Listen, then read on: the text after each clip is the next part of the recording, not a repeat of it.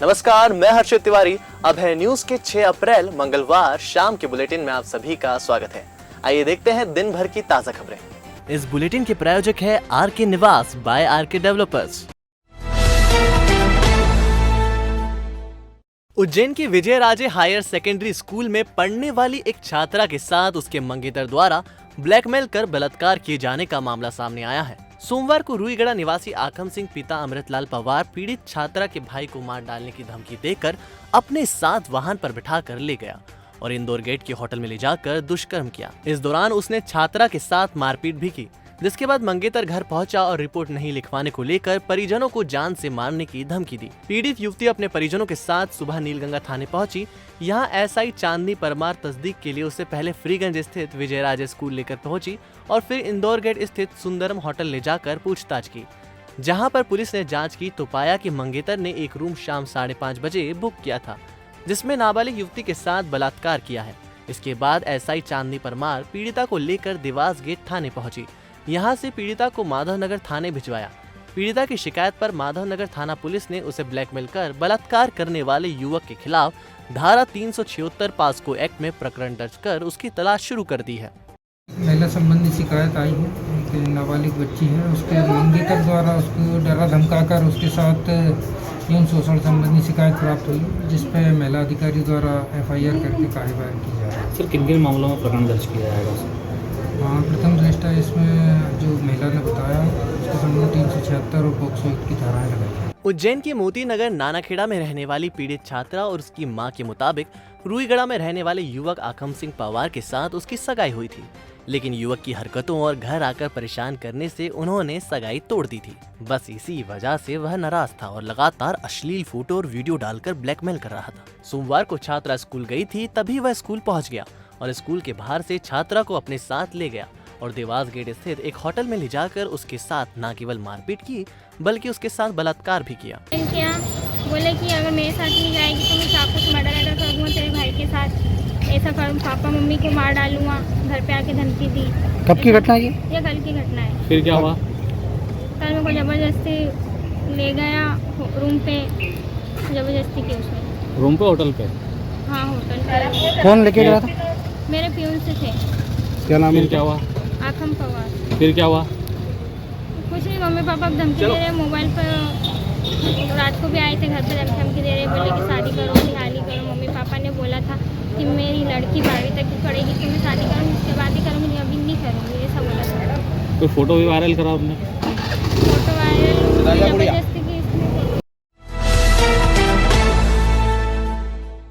Ujjain collector Ashish Singh के निर्देश पर मंगलवार दोपहर विक्रमादित्य मार्केट में दुकान नंबर A129 एवं A137 को सील कर दिया गया। सील करने की कार्यवाही अपर कलेक्टर जितेंद्र सिंह चौहान द्वारा की गई। दरअसल दुकान संचालक की पत्नी कोरोना पॉजिटिव है, फिर भी नारायण ट्रेडर्स के संचालक द्वारा दुकान खोलकर व्यापार किया जा रहा था। इससे अन्य व्यक्तियों को कोरोना संक्रमण फैलने का अंदेशा होने से उक्त दुकानों को सील करने की कार्यवाही की गई। नारायण ट्रेडर्स के संचालक के विरुद्ध एफआईआर दर्ज करते हुए वैधानिक कार्यवाही की गई। सोमवार सुबह 7 बजे धार जिले के राजगढ़ से हरिद्वार के लिए 55 यात्रियों को लेकर जब बस क्रमांक MP09 PA0185 निकली थी, तब यात्रियों में से किसी को पता नहीं था कि उनके साथ क्या होने वाला है। बस शाम को उज्जैन पहुंची। यात्रियों ने उज्जैन दर्शन किए। यात्री मंगलवार सुबह 7-8 बजे के लगभग उज्जैन से हरिद्वार के लिए निकले। पवासा थाना के पास बजरंग नगर क्षेत्र में रहने वाली 17 वर्षीय सुहानी पिता अनिल कलोशिया किसी काम से घर से निकली और सड़क पार करते समय बस से टकरा गई, जिसे घायल अवस्था में जिला अस्पताल लाया गया, जहां उसका उपचार किया जा रहा है। पुलिस ने तुरंत कार्यवाही करते हुए बस को पकड़ा और बस को यात्रियों सहित चिमनगंज थाने में खड़ा किया गया है। बस ड्राइवर को पकड़कर पवासा थाने लाया गया है। इस पूरे घटनाक्रम में बस के सभी यात्री कई घंटों तक चिमनगंज थाने के बाहर परेशान होते रहे। हालांकि टूर संचालक ने यात्रियों के लिए दूसरी बस की व्यवस्था करने की बात कही। सर, मेरी बेटी घर से बाहर जा रही थी दूध लेने के लिए और वो बस चैनल से बाहर हुई दरवाजे से और गाड़ी ने टक्कर मार के चला गया गाड़ी वाला। मेरे बच्ची को बाहर देखा, भीड़ हो रही थी, बाहर जाके देखा तो मेरी बच्ची वहाँ पड़ी हुई दिखी मुझे। तो मैंने कुछ लोगों को आवाज़ लगाया कि मेरी बेटी का एक्सीडेंट हो गया। तो कुछ लोग बोलते हैं गाड़ी आएगी तो ले जाएंगे, जब तक मेरी बच्ची ज़्यादा ब्लड जा चुका था उसका। और मैं इतनी घबरा चुकी थी कि मैं समझ में नहीं आ रहा था कि मैं किसको क्या कहूँ और किसको क्या नहीं कहूँ। सुबह सुबह का टाइम था, कोई उठता नहीं मदद करने के लिए। फिर कुछ लोग थे, उन लोगों ने बोला कि चलो हम ले जाते हैं इसको बच्ची को। तो वो लोग लेके आए, एडमिट कराया और मुझे थाने पे ले गया। मैंने रिपोर्ट डलवाई थी। उज्जैन के महाकाल थाना क्षेत्र के बदमाश असलम उर्फ अल्टू और उसके बेटे यूनस के घर पर भी सीएसपी पल्लवी शुक्ला की मौजूदगी में नगर निगम की टीम ने अतिक्रमण की कार्यवाही की। लोगों के मन से बदमाशों का भय समाप्त करने की दिशा में चलाए जा रहे सरकार के बड़े नामी बदमाशों के अवैध मकान तोड़ने के अभियान में आज महाकाल थाना क्षेत्र के अल्टू असलम और उसके बेटे यूनस के घर भी नगर निगम के हथौड़े चले और पूरा मकान ध्वस्त हो गया। जानकारी देते हुए सीएसपी पल्लवी शुक्ला ने बताया कि दोनों बाप बेटों पर अपराध के 19 मामले दर्ज हैं, इसलिए इन पर यह कार्यवाही की गई।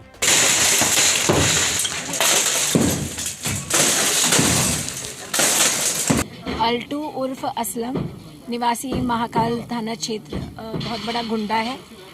ये और इसका बेटा दोनों ही अपराधों में संलिप्त हैं। अल्टू के विरुद्ध लगभग 14 अपराध पंजीबद्ध हैं, जिसके अंदर 2 हत्या का प्रयास है, जुआ है, अवैध शराब बेचना है, लड़ाई मारपीट, आर्म्स एक्ट पंजीबद्ध है। इसके अलावा इसका बेटा यूनुस, उसके विरुद्ध 9 अपराध पंजीबद्ध हैं, जिसमें अड़ीबाजी, हफ्ता वसूली जैसे कई अपराध पंजीबद्ध हैं। आज इन दोनों गुंडों के विरुद्ध कार्रवाई की जा रही है और नगर निगम द्वारा इनका अवैध मकान ध्वस्त किया जा रहा है। युवक कांग्रेस कार्यालय भोपाल चौराहे पर छत्तीसगढ़ के बीजापुर में हुए नक्सली हमले में शहीद हुए जवानों को 2 मिनट का मौन रख मोमबत्ती जलाकर पुष्प अर्पित कर श्रद्धांजलि अर्पित की गई। युवक कांग्रेस जिला अध्यक्ष जितेंद्र सिंह गौड़ ने कहा कि नक्सली हमले में शहीदों के लिए हर आंख नम है। सेना में देश के नौजवान युवाओं को भर्ती किया जाता है। यह ऐसे नौजवान युवक होते हैं जिनमें देश के लिए मरने का जज्बा होता है। जब एक नौजवान देश की रक्षा के लिए बॉर्डर पर जाता है तो केवल एक परिवार ही तैयार नहीं होता, तैयार होते हैं बूढ़े माँ बाप के कई सपने, चूड़ी, मंगलसूत्र और तैयार होती कई हसरतें। और जब कभी आतंकी हमलों में वो जवान शहीद होता है तो पता है क्या होता है। इस धरती माँ का सीना फट जाता है, रूह कांप जाती है उनके बूढ़े माँ बाप की, चकनाचूर हो जाते हैं उनके सारे सपने। वो चूड़ी, वो बिंदी, वो मुस्कान एक सफेद कागज की तरह खामोश हो जाती है। शहीद जवान अमर रहे, शहीद जवान अमर रहे, शहीद जवान अमर रहे।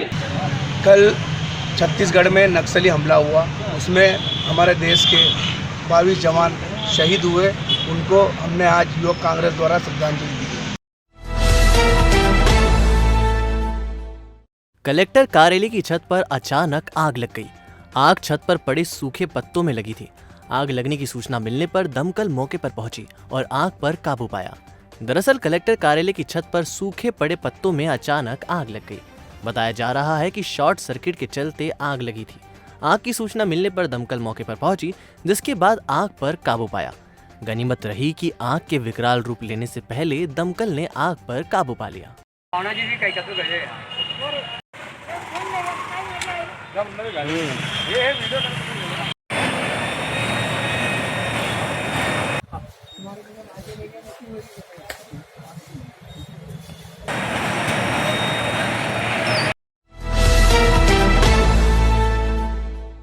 Patidar nursing institute Indian nursing council के मानकों पर 100% खरा।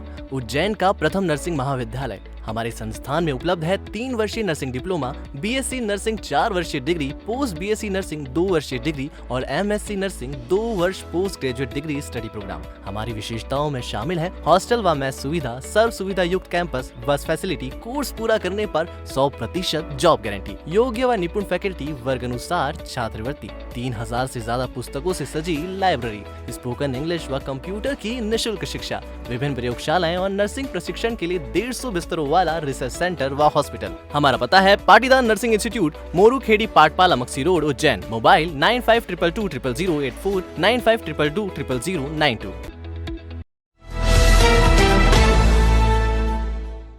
देश की सबसे बड़ी दूरसंचार कंपनी बीएसएनएल का हाल किसी से छुपा हुआ नहीं है, लेकिन बीएसएनएल की हालत दिन पर दिन बिगड़ते जा रहे हैं। लाखों कर्मचारियों द्वारा बीएसएनएल से वीआरएस ले लिया गया है, जिसके बाद तो हालात और भी बिगड़ गए। अब BSNL में कोई सुनने वाला ही नहीं है। बात करें इंगोरिया थाने की तो यहाँ पर BSNL का लैंडलाइन नंबर 3 दिन से बंद पड़ा है, लेकिन इस और कोई जिम्मेदार ध्यान देने को तैयार ही नहीं है। इंगोरिया थाने पर तैनात ASI कानीराम डिंडोर ने बताया कि मैं 3 दिन से BSNL के अधिकारियों को कंप्लेंट कर रहा हूं, लेकिन इस और कोई ध्यान नहीं दे रहा है। यह थाने का आपातकालीन नंबर है और जनता इस पर फोन लगाती है, लेकिन फोन बंद होने की वजह से जनता भी परेशान हो रही है और थाने पर भी परेशानी आ रही है। जब इस संबंध में BSNL SDO बड़नागर नीरज तिवारी से बात हुई तो उनका कहना था BSNL इंगोरिया के टेलीफोन एक्सचेंज में कुछ समस्या आई है, जिसे शीघ्र दूर कर लिया जाएगा। शासकीय कार्यालय में भी BSNL ठीक तरीके से सेवा नहीं दे पा रहा है। बड़नागर में भी यही हाल है। अब देखना ये होगा कि इंगोरिया थाने पर खराब लैंडलाइन टेलीफोन कब तक ठीक होता है। ये करीबन 2-3 दिन से बंद है और मैंने इससे पहले 2-4 बार उसको BSNL ऑफिस में फ़ोन लगाया और उनसे अधिकारियों से बात करी तो 1-2 दिन में बता रहे हैं ठीक हो जाएगा, पर अभी तक नहीं आए हैं ठीक करने। काफ़ी समस्या हो रही है। आगर रोड स्थित वल्लभ नगर जोन में MPB ऑफिस में इंदिरा नगर युवा सांस्कृतिक युवा वार्ड नंबर 5 के अध्यक्ष मंगेश श्रीवास्तव के नेतृत्व में क्षेत्रीय नागरिकों द्वारा मुख्य कार्यपालन यंत्री राजीव कुमार पटेल को ज्ञापन दिया गया। रहवासियों ने वोल्टेज ड्रॉप और आए दिन बिजली बंद हो जाने की शिकायत की। इसी संदर्भ में पूर्व में भी वल्लभ नगर जोन में MPB ऑफिस में रहवासियों द्वारा कई बार मौखिक तथा 1912 डायल नंबर पर शिकायत करने पर भी यह समस्या हल नहीं हुई। आज इंदिरा नगर युवा विकास समिति के तत्वाधान में आज हम 90 क्वार्टर वासी, हमारे शर्मा जी, त्रिवेदी जी और भी गणमान्य नागरिकों के हमने लगभग सिग्नेचर करके आज आवेदन दिया है। कोरोना के कारण भीड़ नहीं है, कोरोना के कारण हम कम भीड़ लेकर आए हैं, लेकिन फिर भी 90 क्वार्टर में कई दिनों से यह वोल्टेज की एक समस्या बनी हुई है, जिसमें पूर्व में भी घरों की फ्रिज, टीवी और कैमरे उड़ चुके हैं। उसी को लेकर हमने आज यहाँ पर उप यंत्री जी को ज्ञापन दिया है और जल्द से जल्द इस समस्या को हल करने को लिए बोला है। तो लोग आए हैं आज और मंगेश श्रीवास्तव जी ने यहाँ बताया है कि हमारे यहाँ पे समस्या ज़्यादा आ रही है वोल्टेज की, तो इसको जो है टीम को भिजवाते और जो भी वोल्टेज का इशू है या फिर वहाँ कोई मेंटेनेंस के कारण से है या फिर कोई इशू आएगा उसको विधिवत जो है ठीक करा देगा। होली पर्व के 10 दिन बाद परिवार की समृद्धि और खुशहाली की कामना को लेकर महिलाओं ने दशा माता का व्रत रखकर पीपल की पूजा अर्चना कर परिक्रमा की। व्रत रखकर दशा माता की बेल गले में धारण की।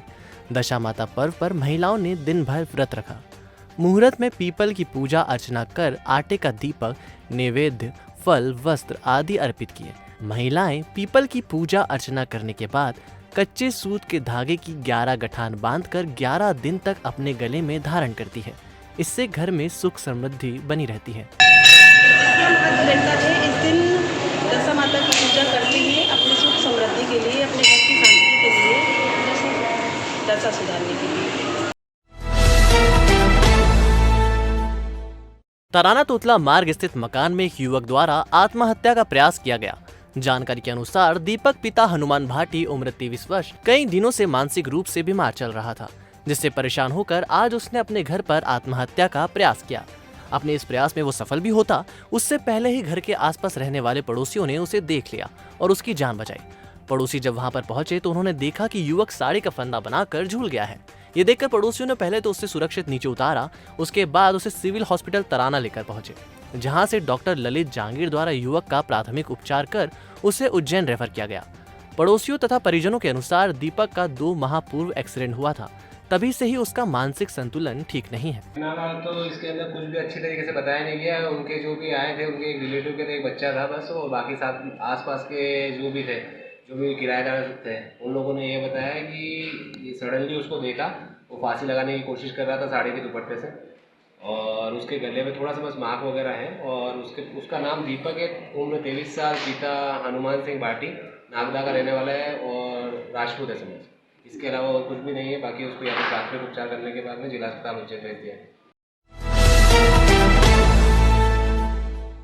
तराना के मंगलनाथ मंदिर तथा श्री निखिलेश्वर महादेव के आंगन में दशा माता की पूजन के लिए सुहागिन महिलाओं ने अल सुबह से ही पूजन अर्चन शुरू कर दिया। कोरोना गाइडलाइन के अनुरूप महिलाओं द्वारा दशा माता के मंदिर में ही पूजन आदि कार्यक्रम देखने को मिला, जिसमें महिलाओं ने व्रत रख पीपल के वृक्ष की पूजन अर्चन कर परिक्रमा की।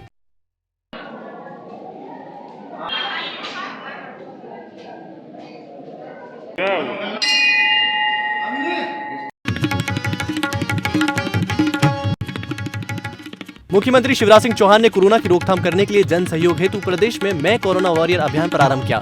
इसके तहत कोई भी व्यक्ति वॉलंटियर अथवा स्वयंसेवक बनने के लिए mp.mygovernment.in पोर्टल पर अथवा 181 पर अपना पंजीयन करवा सकता है। विगत 16 जनवरी 2021 से जिले में कोविड टीकाकरण प्रारंभ किया गया है। उज्जैन जिले में अब तक कुल 1,47,242 व्यक्तियों को टीके का प्रथम डोज एवं 16,970 व्यक्तियों को टीके के पहले व दूसरे डोज लग चुके हैं। प्रति वर्ष 7 अप्रैल को विश्व स्वास्थ्य दिवस मनाया जाता है। 7 अप्रैल 1948 को विश्व स्वास्थ्य संगठन की स्थापना हुई थी। यह दिवस विश्व स्वास्थ्य संगठन की स्थापना के दिन मनाया जाता है। उज्जैन के नीलगंगा थाने में मंगलवार को दशा माता पूजन के दिन सुबह से लेकर शाम तक 10 से अधिक महिलाएं विभिन्न मामलों में शिकायत लेकर पहुंची। हरियाणा के चरखीदा दरी से आए श्रद्धालु धर्मपाल जहांगीर ने भगवान श्री महाकाल की सेवा में 1,51,000 रुपए की राशि भेंट की। तो आपने देखा आज का बुलेटिन। आपको हमारा बुलेटिन कैसा लगा, इसका फीडबैक कमेंट सेक्शन में जरूर दीजिएगा। कल फिर मिलेंगे नए बुलेटिन के साथ। नमस्कार।